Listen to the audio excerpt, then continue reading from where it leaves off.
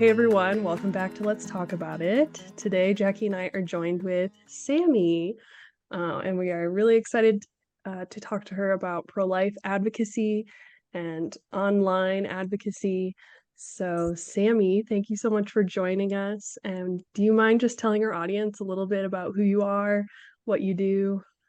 I don't know, a fun fact about you. Yeah, sure. Thanks for having me on. It's really, really fun to be able to join you guys. Um, yeah, I'm a daughter of the king. I'm a wife as of 2 years ago now. I'm also a boy mom to a little 8-month-old boy. His name is Owen.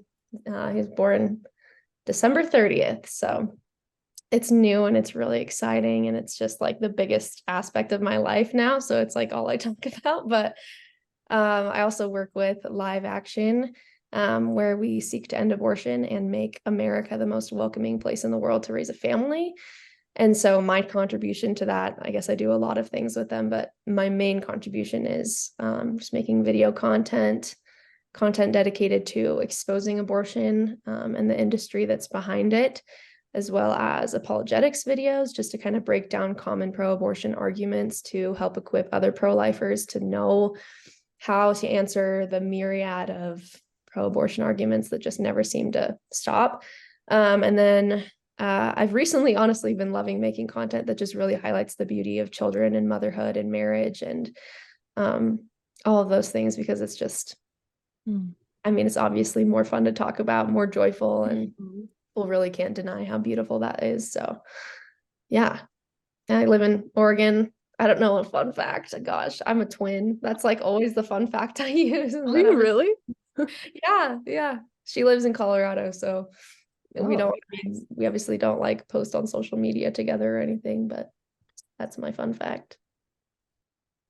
Very nice. Well, thank you for what you do. I feel like that's very brave, especially in our world today. Megan and I, we met actually working in pro-life work at a pregnancy care center. So that's how we met. And I don't think I ever expected to work in pro-life work. Is this something that you thought would be your career, especially in the way that you're doing it on social media?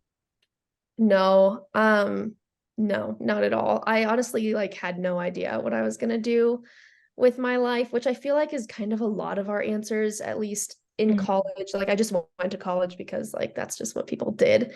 I went to GCU in Phoenix and got my degree in business management and kind of figured I would just get a management job and like that would be fine and I'd make money and I'd eventually have a family and that kind of thing. And I wasn't even super pro-life. I wasn't solidly pro-life in college anyways, for the first few years at least. And so I definitely didn't think that this would be the line of work that I would end up going to, but the Lord brought me to it and changed my heart on it.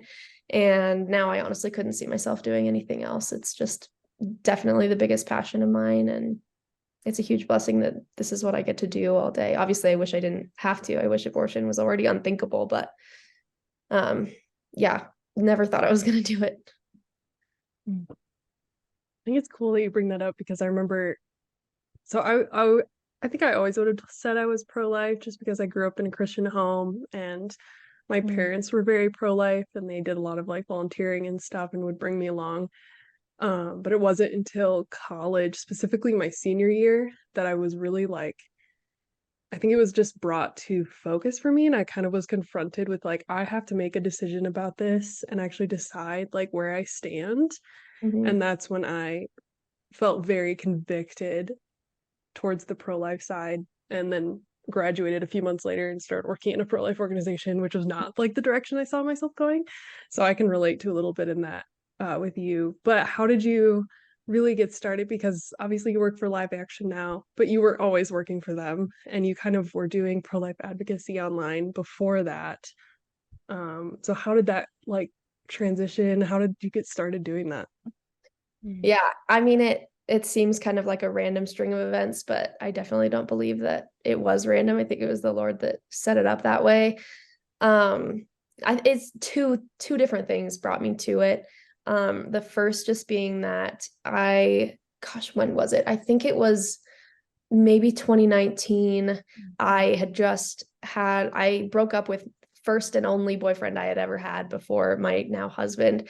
And I was like very sad girl. And I downloaded TikTok, which at the time was like just a fun app to have. And it wasn't wildly problematic and horrible and disgusting like it is now.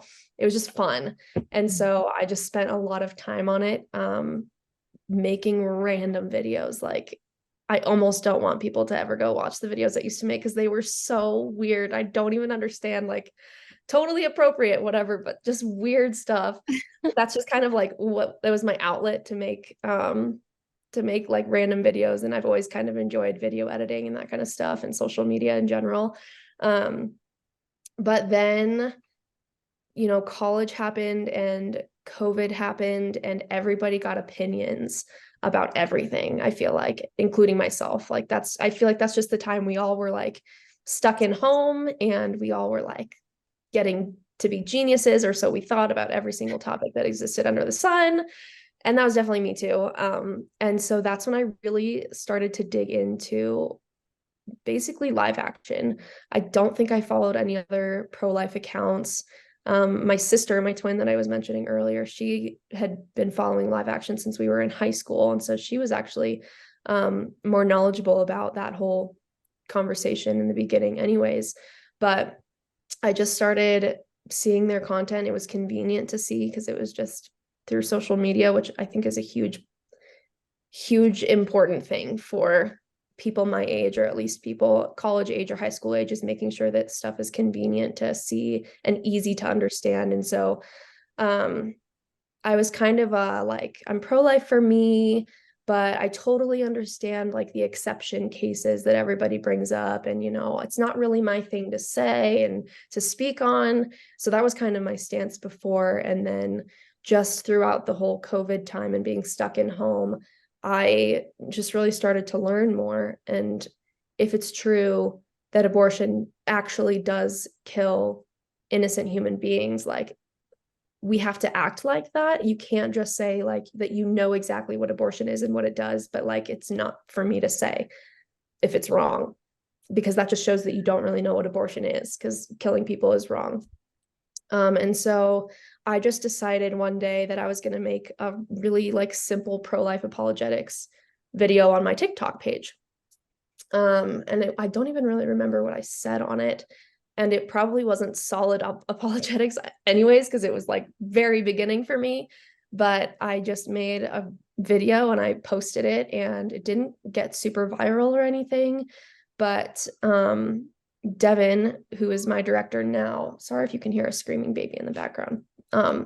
You're good. He's screaming, but my director now reached out and saw that video. He came across it kind of randomly and was just like, hey, like, do you want to make pro-life content for the live action TikTok account? Because they had kind of just started it. And they just kind of needed people to make stuff. And I was like, whoa, I'm like new in this. I don't know what I'm doing. I'm like barely pro-life, but sure. And so I kind of just jumped in and trusted the Lord, and, the Holy Spirit convicted my heart. And I really think that he changed my perspective on it, but also live action helped mentor me a lot and helped shape my pro-life views too once I was on the team. But I just started as a contractor making videos here and there, posting them for their TikTok page, and then eventually became an intern and really learned and grew there. And now I'm full-time, have been it'll be 2 years in November. So that's kind of how it all started. That's awesome. The power of TikTok. Truly. I think it's so funny that you talked about during COVID. I do feel like that was such a huge time of being online, and everyone having opinions about everything, no matter what. And I think it's so cool that, it's nice to see social media being used in a good way, because there's definitely the very dark parts of TikTok. And just, I feel like media in general has gotten more more pro-abortion, not just pro-choice, but more pro-abortion. I know everyone, and you probably even made a TikTok on this, like Dua Lipa's new music video. Like I feel like our world has just gotten so much more polarized on this issue. I feel like during COVID, we got more polarized on a lot of things, but especially on abortion. And I just wonder, how do you cope with handling the online hate that comes with being pro-life? Because I feel like I've gotten even more hesitant to even share pro-life things online because it's so polarizing. And yeah, just because not everyone in my life is pro-life. So I like even nervous to post anything. So it being your entire job, I wonder how you cope with that hate and then just find even, I don't know, the bravery to do that. Mm-hmm. Yeah. Yeah, I definitely understand that. And it is really hard, especially at the beginning, I feel like, because you're kind of coming out of the pro-life shell and you like know that others around you are not going to accept it. And so I feel like the beginning was definitely the hardest. And now I'm like, I really don't feel like I get that much online hate because now the people surrounding me are majority pro-life or like very tolerant pro-choice friends that I have. So I do feel like just the first steps are the hardest because it's when you'll get the most pushback. But yeah, it's hard to get online hate, but not for me, it's just not very hard with random strangers. Like that's all I get now is, this random comment that I have no idea who this person is, who doesn't know me either, and says like a popular take that they've heard somebody else say. And so that's not hard. But when it was family or close friends from college that were coming after what I believed and it felt very personal, it was pretty hard. But I just feel like the reality of the situation begs us to act accordingly. And if it's true that a mass genocide is going on every single day in our country, 2,000 babies, over 2,000 babies are being killed every single day. If that reality is truly weighing on you, it's like, to me, it's like, how could we not speak out about it? Like, no amount of hate or pushback or unfollows or anything should really persuade us to be silent about abortion because unlike with a lot of the horrible, horrible genocides in history, like babies, preborn children can't speak up. Like they have absolutely nobody else to speak up on their behalf. And so it's 100% up to those of us who can speak up. So I think that's how I cope with the online hate, is just reminding myself that like, I'm really not the ultimate victim here. The babies are the victim here. And if I lose a friend or if a family member comes after me and it hurts really bad, like it's not nearly as bad as what the babies are experiencing because they're being killed. And then I always just remind myself, because I really struggle with being gentle, especially now that I'm a mom, and it's more personal because it's just like, I really understand babies now and the love for babies and how precious and innocent and pure they are. It's just like so much more real to my heart. But the Lord told us how to handle hate and pushback, and that's to love our enemies and to do good to those who hate you and bless who curse us.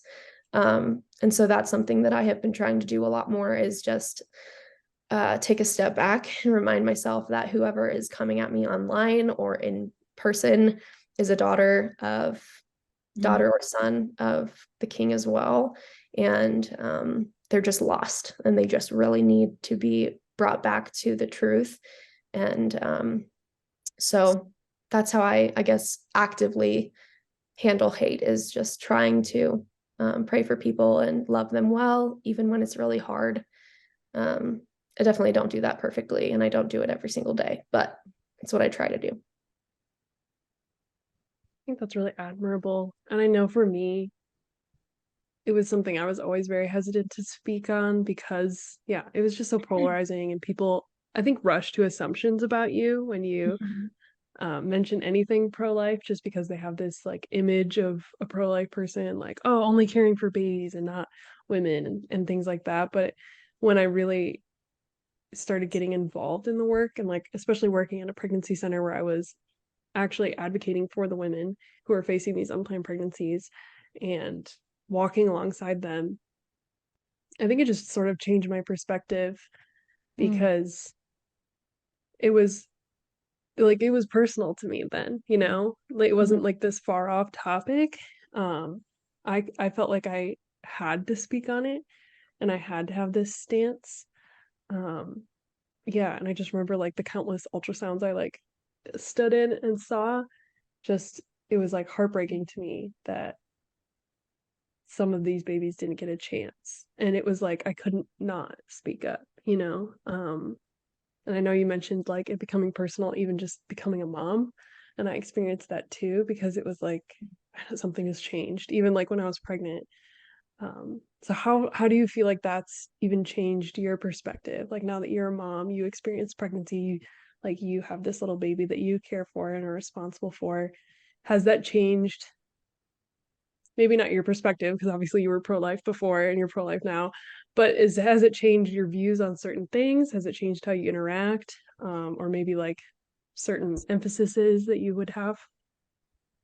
Um, yeah, I think a few things have changed a little bit. Um, I definitely do feel more tender towards the moms in the situations.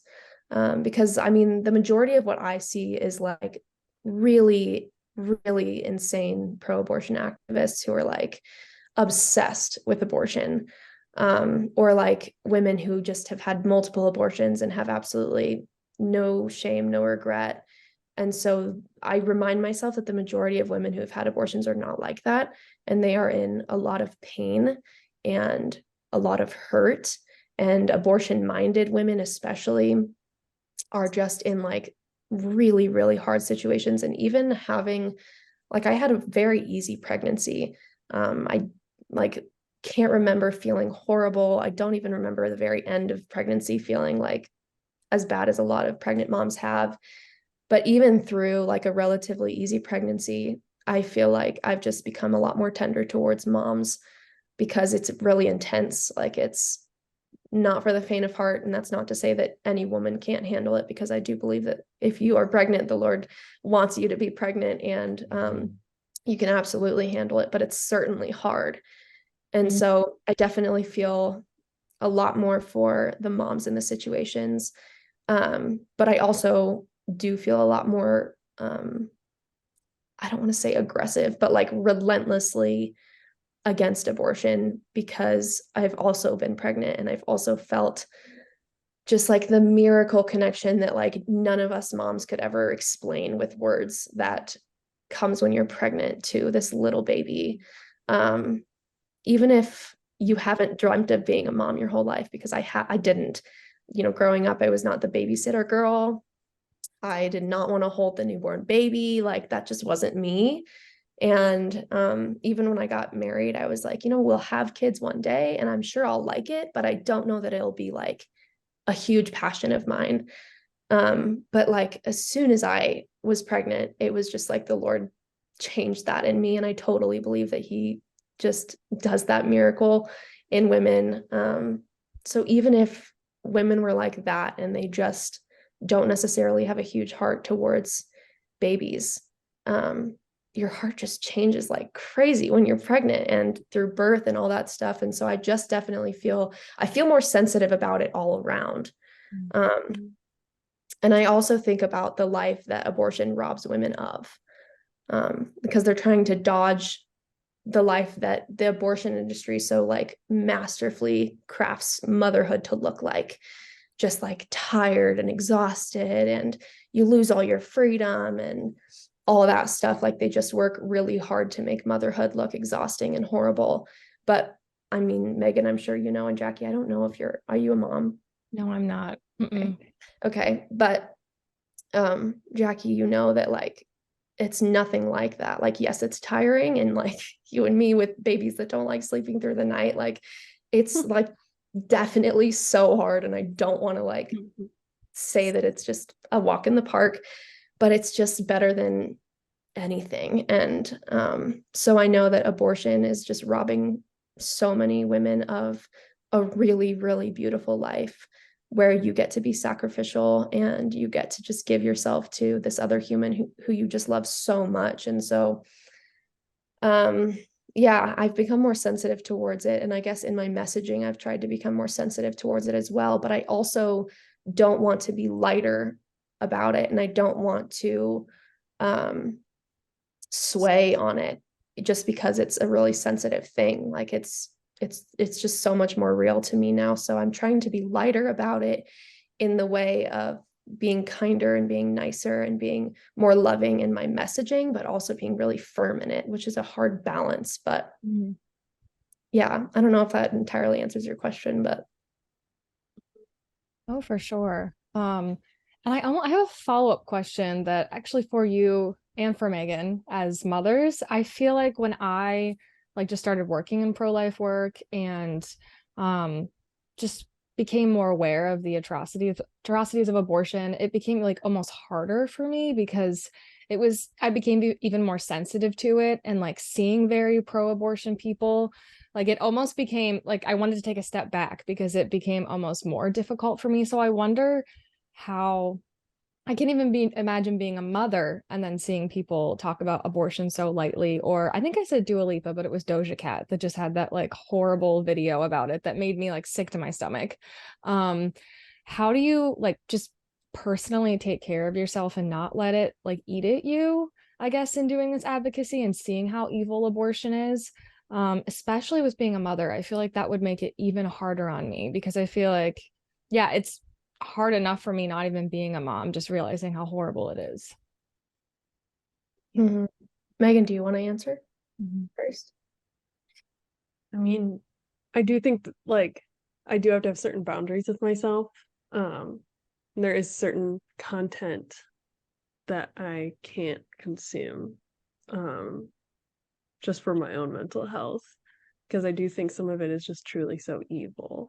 Um, and then I think it definitely did affect me before I was a mom. I think it's hard when you're a mom to not like see yourself in the situation or to like remove yourself. And so I think especially when I was pregnant, it was hard to see like abortion images and stuff like that because I couldn't separate like the kicks I was feeling from what was going on in this image.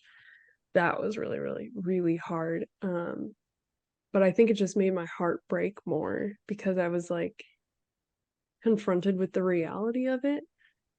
I think sometimes when we aren't experiencing like motherhood or we haven't gone through that yet, it's a little easier to be like numb or removed from it. And I just like didn't have that luxury anymore. It like there was no other option but to be like deeply affected by it. Um and I think Sammy, you mentioned this before too, but it just sort of made me a little braver. I experienced like a coworker last year who was very pro-abortion and was constantly trying to like have conversations with me about it, and it just made me like not interested in pretending because I was like, this is like a really like no, I don't even want someone to think of me as someone who would support this because I like want to be so separate from someone who is supporting like that. um and just viewing it as like, would I feel this way about any other human right like travesty, like human trafficking? Like, would I be like, oh, well, but I don't want to like offend traffickers and stuff like that? It's like, no, I wouldn't. So, like, why would I feel it about this issue if I truly understand what's going on? So, I don't know. It was like a balance. There's definitely times I just had to take a step back. I think, especially stuff with like post, like really late term abortion was like really difficult. Yeah, I think pretty much I would echo everything you said. You put it really well. I think before I was a mom, and especially working 24/7, 24/7 is an exaggeration, working 5 days a week at least to make content against abortion, not being a mom, I do feel like I was able to kind of become desensitized. And not that that was my goal. I really didn't like when I noticed that I was becoming desensitized to it. But it's a lot easier to do because you don't have that personal experience with it. And that's not to say that I think motherless women are all just desensitized to abortion. I definitely don't think that. It's just my experience working with it so much. I just found myself like struggling with that and asking the Lord, like, would you please break my heart for what breaks your heart? And I think he did that through making me a mom. I think he did a lot of things through making me a mom, but yeah, it's the same for me, Megan. I think I have to kind of have boundaries with myself as well, in a way, because obviously I'm the one making a lot of the content and putting it together. So I, a lot of the times, have to look at it. But I don't necessarily think it's a horrible thing that, you know, I'm really struggling mentally to cover this story. There was a really, really hard story that came out. The Alexi Treviso story. It's this mom, teen mom, who delivered her baby at a hospital and stuffed her full-term son into the trash can, and he suffocated there in the trash. And that day was just I was covering that story, and I just remember crying pretty much all day, because it was just so much more real to me. Knowing, like you said, Megan, the kicks, and just like, I just can't imagine having that heart towards my own son, that I would do that. And it's hard to not put yourself in that position and like imagine yourself doing that, which is not good for your mental health to do. So those are kind of my boundaries with, like, yes, this is my job and I have to do it. And again, I'm not the victim, because I'm having a hard day covering this story, but it's definitely something that, you know, I have to message my team and say, hey, like, I just need to take the rest of the day, or tell my husband I'm really struggling, or just really go to the Lord in prayer. Because it is really hard to think about it as much as you do when you work in the pro-life movement, or just being a really active pro-lifer in general. But again, I think it's a good thing to stay sensitive to it, because it just shows that you really know the weight of it. So, yeah. I think it does help too, being a Christian. Obviously, people can be pro-life when they aren't Christians. I think everybody should be pro-life.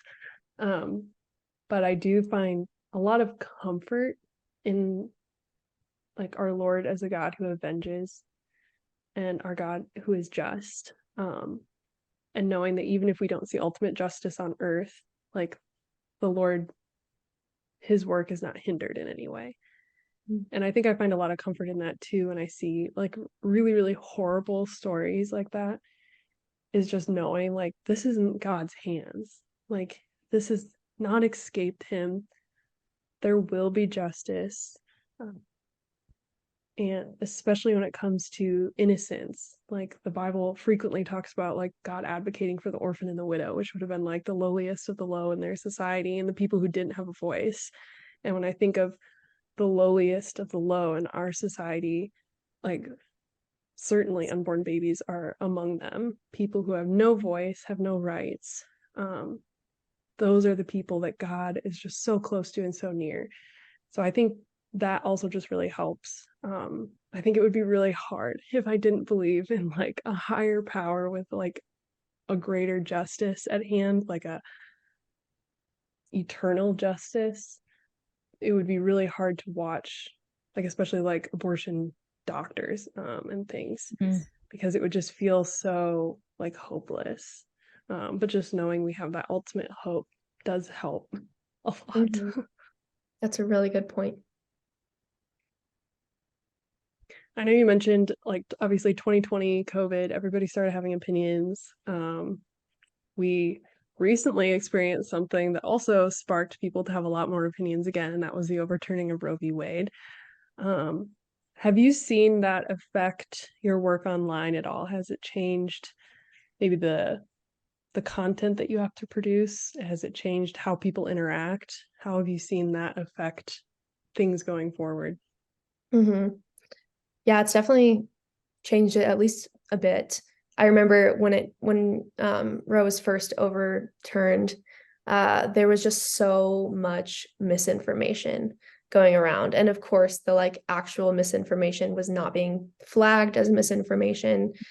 And so a lot of people were just like very confused, and it's misinformation about everything, like what abortion is, when abortions happen, where you can get abortions, like every single thing that could have been made deceptive was made deceptive. And so I think that that's still happening, just maybe not quite as intensely as it was, or maybe it doesn't feel as intense because it's just been going on for a while now. But Roe v. Wade allowed states to adopt more pro-life legislation and kind of allowed our culture to start adopting more of a pro-life stance. It seems like a lot of people got a lot more hope for the future and for the preborn in general. And so because of that, I think that the abortion industry is working a lot harder day and night to block the pro-life culture from growing, and obviously to block pro-life legislation from passing. And the most common approach and the easiest approach for the abortion industry to take away from a pro-life culture is by lying. Because they also just happen to have so much money, which is unfortunately kind of all you need to be the loudest. And especially online. It's like, as Megan, with John being your husband who just works online he really knows the numbers behind what can get your content seen before other people's content. Planned Parenthood is massively funded. Abortion industry in general is massively funded. And so they have a very easy time being the first and the loudest voice that people hear.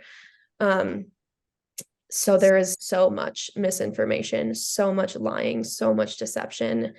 And they do it in such a clever way and in such a, popular way that a lot of young people just want to follow because it's popular. I think about the Maya, I think it was the Maya Network, and the Guardian posted an article about it.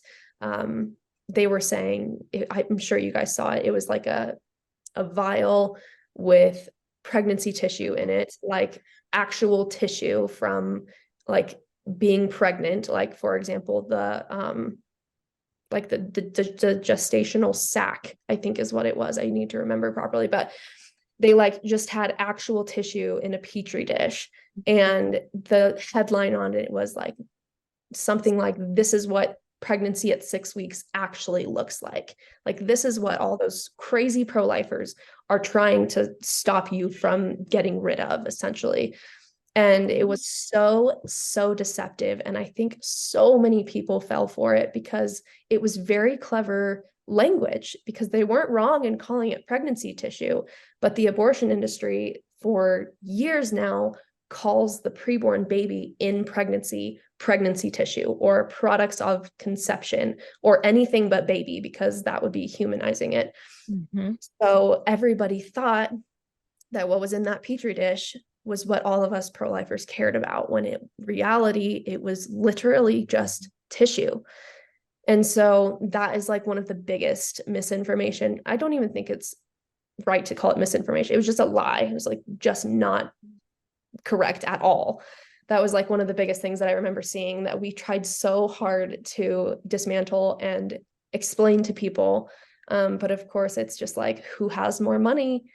And the abortion industry is very wealthy. So it's been a lot of just trying to catch up to them lying and trying to explain to people, this is a lie, this is why this is not true. So it definitely feels like a game of catch up, which is hard, but I think we're pretty quick to it, which is good. And people have certainly seen it. And I've seen a lot of comments say like, oh my gosh, I had no idea that this was not true. So that's not to say that I'm hopeless about the future, but that's certainly how I have seen it change the most, is just so many more lies. Yeah, I think that we definitely noticed that with the overturning of Roe versus Wade, not only that it polarized people more, but just the outright blatant misinformation on the internet. And I think that was the most frustrating thing ever. I remember seeing, I'm sure that you saw this or even talked about it, that Planned Parenthood used to have on their website that the treatment for an ectopic pregnancy was not the same thing as an abortion, or like what we're talking about when we're saying that we want to make abortion illegal. And then they took it off. And that was so infuriating, because even people I know that are pro-life were sharing like, oh, this is why I don't want Roe versus Wade to be overturned, even though I'm pro-life, is because now women are being charged for having a miscarriage or for getting a treatment for an ectopic pregnancy. And it's like, just no, that's never what we were trying to do. There's a huge difference between an elective abortion and the treatment for ectopic pregnancy. And then like, yeah, just conflating a spontaneous abortion, which is a miscarriage, completely different than an elective abortion.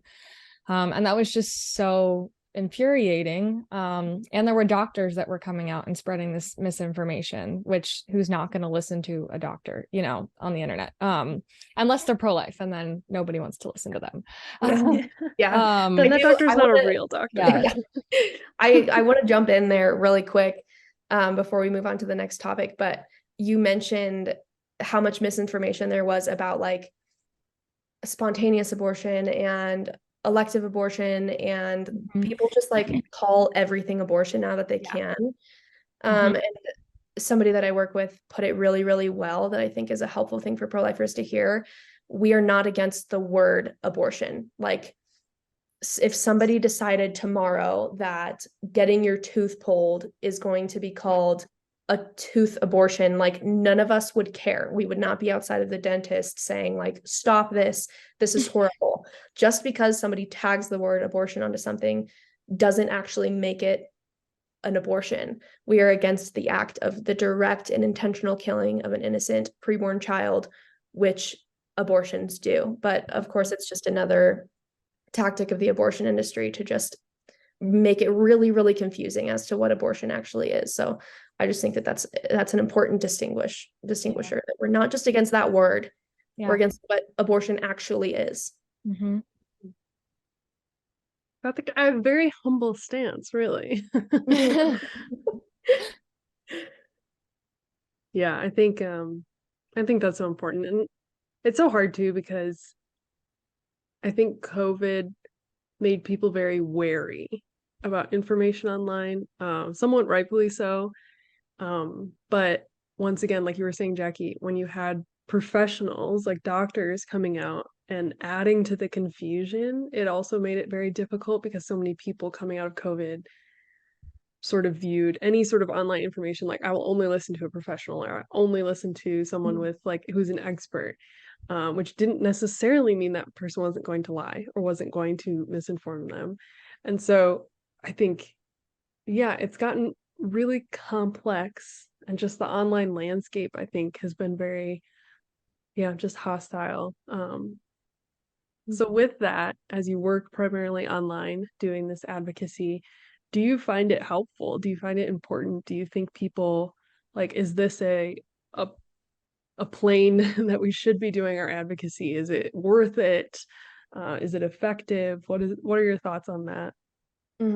Yeah, 100%. Yeah, I think I mean, I know it's effective. It's not even just an opinion of mine that I hold. I know it's effective because it's my own story. I might be pro-life if social media didn't exist, because the Holy Spirit can work in any way that he wants to work.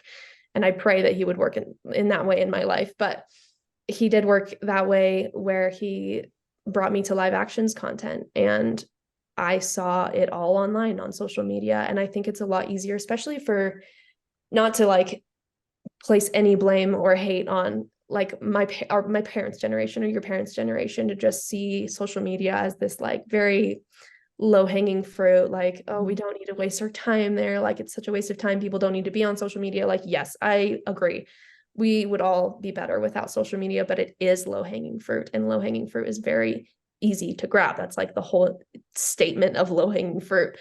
And so I think we need to meet people where they are, especially the people who are young, because that's the majority of people who are having abortions. And if we expect to change the younger generation into a generation that protects life and sees the beauty and sanctity in every single life, then we have to meet them where they are. And they're all online.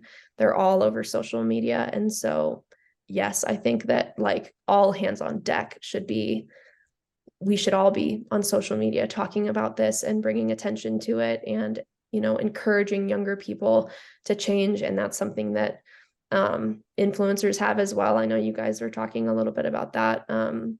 People like to do what's popular. I, like, as a high schooler, just don't think that I had the like depth of thought to really make my own opinions. That's why all of us get to college and we're like, oh my gosh, suddenly I have to make all these decisions for myself and like actually think through things. But when you're a high schooler, when you're really young, like you're just looking up to other people who are older than you to tell you what to think and to shape your worldview. And I don't think there's anything wrong in that. I think that that's just how we are, how we grow as kids into young adults. We just look to other people who we admire to help us figure out what to do. And so I think especially if you are somebody online with any kind of influence, which doesn't mean you have to have 25,000, 100,000 followers, that like you could influence anybody that follows you. Even if you have 10 followers, 9 of those people, 10 of those people, one of those persons could be changed, could be affected by your advocacy, because everybody is an influencer to somebody. And then there's the whole chain reaction that could happen. And so, yeah, I am relentlessly 100% yes, we need to be online doing advocacy and meeting people where they're at. Would you have any advice for someone that feels like maybe they want to speak out more on social media and be more vocal about their pro-life views? Yeah, I think it was easier for me, again, like I said at the beginning, once you make the first few steps and make it out saying that you're pro-life. But if you can, before you do that, I kind of wish I had done this, learn about it, like know your stuff, because like anything, when you have a voice about something, when you have an opinion about something, people are going to ask you about it, and you should expect, especially at the very beginning, for people to ask you about it. And honestly, the conversations that stick with you most in your brain are like the negative ones, the one friend I lost, the few friends I lost, the family member that was really aggressive. But the majority of conversations that you'll have, I think, unless you're just really, really surrounded by so many pro-choice people, are probably going to be fairly friendly. Like people just asking you, like, why do you think this? Like, oh, what do you think about the exception cases? Definitely know what to say when somebody brings up rape or incest. And like if you need resources on that, Live Action has pro-life reply videos, and those are what I like breathed as air at the beginning of my pro-life advocacy, was just really seriously learning and understanding it. And that's not to say you need to be some kind of expert before you speak up against abortion, because I think that a lot of people would be waiting way too long to feel confident enough. But know what you're talking about, know what abortion does, have some, fetal development facts under your belt. Just because it helps boost your confidence when you know about what you're talking about. So yeah, I would say to just step out and trust in the Lord, if you're a believer, and know that he will protect you, and know that you're doing exactly what he wants you to be doing by listening to his call for us to protect the weakest and to stand up for the vulnerable. So yeah, stepping out in confidence is probably the biggest piece of advice that I have. And you can start small too. Mhm. You don't have to have huge production, and Mm. even if you're not comfortable around the camera, like making a video, like it could just be small, like even just like sharing things, reposting things. I think sometimes that's a non-scary way to start, is by sharing someone else's content. And I think that's important too, like you were saying, if it's content addressing misinformation or a lie, spreading what the truth is important, and that is helpful. And so it's not a small thing, but it can be a good stepping stone, I think, for a lot of people. Definitely. Yeah. And that's how I started, just sharing random stuff on my story. And honestly, that's like still, I make videos obviously for Live Action, but on my own account, the majority of what I do is just sharing stuff for people to see. Mm-hmm. Well, thank you so much for coming on and talking to us today and sharing your own story, and advice. I think it's a really important topic. It's a really difficult topic. It's really hard sometimes for people to hear, but I think it's good to continue to talk about it, even in everyday conversations as well with people. But also online, like you were saying, it's a landscape most everyone has access to. And so it is a good platform to start those conversations. So yeah, I think this could be a really good emboldening step for someone to take.